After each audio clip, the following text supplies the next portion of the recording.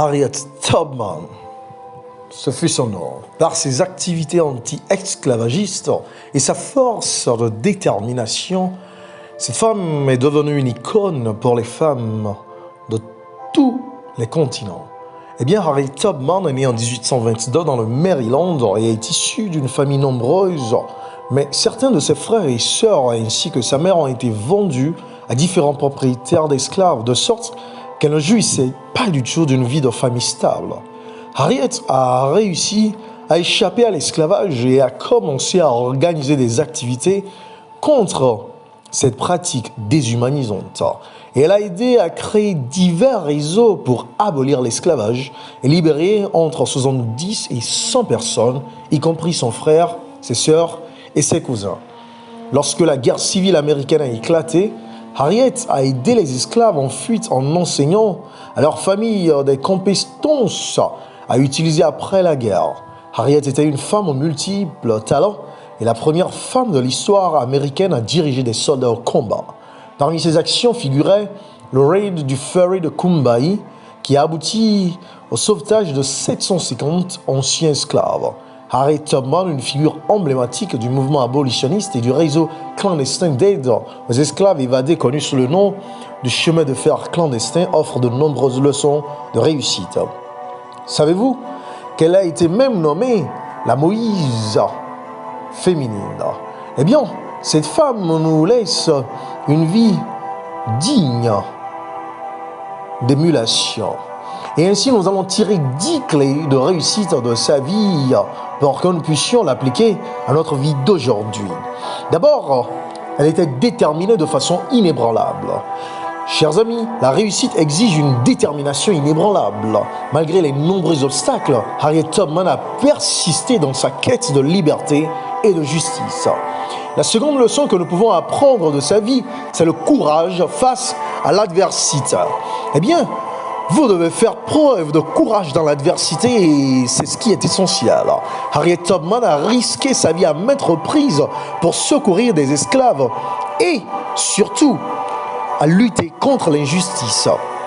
La troisième leçon à apprendre, c'est l'empathie et la solidarité. Vous devez cultiver l'empathie et la solidarité envers les autres.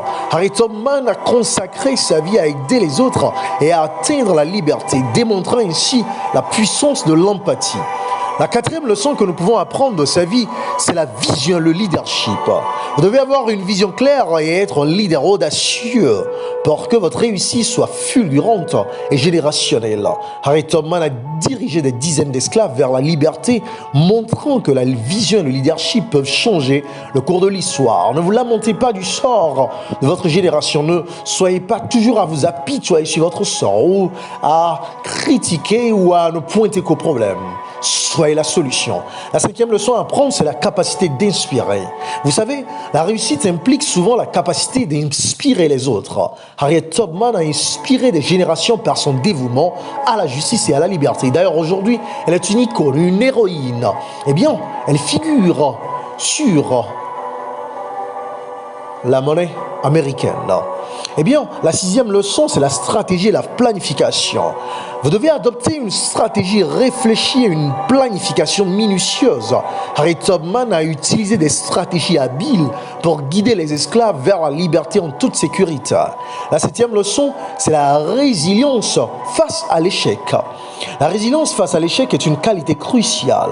Harriet Tubman a surmonté de nombreux revers pour continuer son travail en faveur de la liberté. La huitième leçon, c'est la foi et la spiritualité. La foi et la spiritualité peuvent être des sources de force. Harriet Tubman s'est appuyée sur sa foi pour trouver la force de lutter contre l'injustice. On la voyait souvent prier et prêcher à ces personnes par rapport à la liberté qu'offrait le Créateur, Rédempteur et Consolateur. La huitième leçon, c'est la foi à travers l'innovation. L'innovation en action. Soyez innovants dans votre approche pour surmonter les défis. Harriet Tubman a utilisé des tactiques novatrices pour échapper aux poursuivants et guider les esclaves vers la liberté. Et la dixième leçon, c'est l'héritage et l'impact durable. Vous savez, la réussite durable crée un héritage positif. Harriet Tubman a laissé un héritage durable en contribuant à l'abolition de l'esclavage et en inspirant les générations futures à lutter pour la justice. En suivant ces leçons de réussite tirées de la vie d'Harriet Tubman, vous pouvez aussi trouver l'inspiration et la guidance pour atteindre vos propres objectifs avec détermination, courage et empathie. C'est ainsi que je vous relate l'histoire d'autres esclaves. Dans Exode chapitre 1, versets 15 à 21, la Bible nous parle de l'histoire des sages-femmes hébreux qui ont refusé d'obéir à l'ordre de Pharaon de tuer les bébés garçons hébreux. De cette histoire, voici 10 clés de réussite pour un service basé sur la justice. La première clé, c'est le courage de dire non. Dans Exode chapitre 1, verset 17, nous voyons que ces femmes disent non à l'ordre de Pharaon, l'homme le plus puissant du royaume, de l'empire. Et la leçon que nous pouvons tirer, c'est d'avoir le courage de dire non lorsque des ordres injustes sont donnés. Les sages-femmes ont refusé d'obéir à l'ordre injuste du Pharaon. La deuxième clé, c'est la priorité à la justice. Vous devez faire de la justice votre priorité. Les sages-femmes ont placé la vie des bébés hébreux au-dessus de la crainte du Pharaon. Ensuite, vous devez protéger les vulnérables. La troisième clé, c'est de mettre en avant la protection des plus vulnérables, d'être la voix des sans-voix. Les sages-femmes ont pris des risques pour sauver des vies innocentes. Oh, chers amis, avec tout le mal qui abonde, avec les problèmes auxquels notre génération doit faire face, vous êtes la solution aux problèmes de cette génération. Oh, vous êtes la personne qui a été créée et désignée par Dieu lui-même pour solutionner ces problèmes. La quatrième clé, c'est la fidélité à la morale. Vous devez rester fidèle à vos principes moraux. Vous savez, les sages-femmes ont refusé de sacrifier l'éthique au nom de l'obéissance. Cinquième clé, c'est l'importance du refus collectif, de l'action collective. Un refus collectif a un impact plus fort. Les sages-femmes ont agi ensemble, montrant la puissance de la solidarité face à l'injustice. Bâtissez une équipe. Ayez un entourage fort. Entourez-vous des personnes qui pensent et agissent comme vous. La sixième clé, c'est la crainte de Dieu plutôt que la crainte des hommes. Craignez Dieu, cher ami, plutôt que les hommes. Les sages-femmes ont choisi d'obéir à Dieu plutôt qu'aux hommes, même à Pharaon. Et c'est ainsi qu'elles ont pu faire face à ce problème et à pouvoir sauver les garçons hébreux et même le libérateur Moïse. Si elle n'avait pas sauvé les garçons hébreux, comment pourrait-elle elle-même un jour profiter, jouir de la liberté que Dieu offra à ce peuple à travers Moïse qui était aussi un garçon hébreu? En septième position, comme clé de réussite, nous notons l'engagement envers la vie. Engagez-vous envers la préservation de la vie. Les sages-femmes ont démontré qu'un service basé sur la justice met la vie au centre de ses actions. Oh, ne pensez pas qu'amasser des richesses au profit de la masse qui gémit dans la pauvreté, qui croupit dans la misère, ferait votre bonheur. Comme huitième clé, c'est la responsabilité de la désobéissance face aux lois injustes. Vous devez adopter une réflexion par rapport à la désobéissance qui est justifiée face à l'injustice.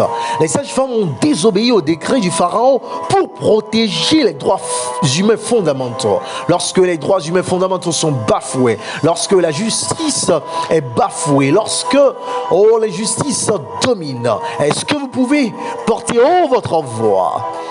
La neuvième clé, c'est la réflexion stratégique. Adoptez une réflexion stratégique dans votre service pour la justice.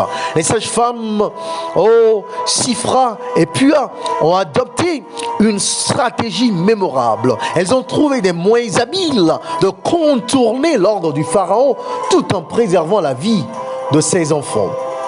Dans Exode chapitre 1, verset 19, nous pouvons le lire. Et la dixième clé, c'est l'honneur de l'acte juste. Dans Exode chapitre 1, verset 20 et 21, nous voyons que les actes justes sont honorés. Dieu a béni Sifra et Pua pour leur service basé sur la justice, en leur donnant elles-mêmes des familles, en leur permettant de jouir de la liberté que Dieu lui-même offrit à travers Moïse. En vous inspirant de ces leçons tirées de l'histoire de Sifra et de Pua, vous pouvez comprendre comment le service basé sur la justice implique souvent de prendre des mesures courageuses en étant fidèle à des principes moraux en faveur des plus vulnérables et glorifiant le Créateur de votre vie. N'oubliez pas de vous abonner à cette chaîne, d'activer les notifications et de partager les éléments de cette chaîne. Demeurez bénis et soyez une bénédiction pour votre génération.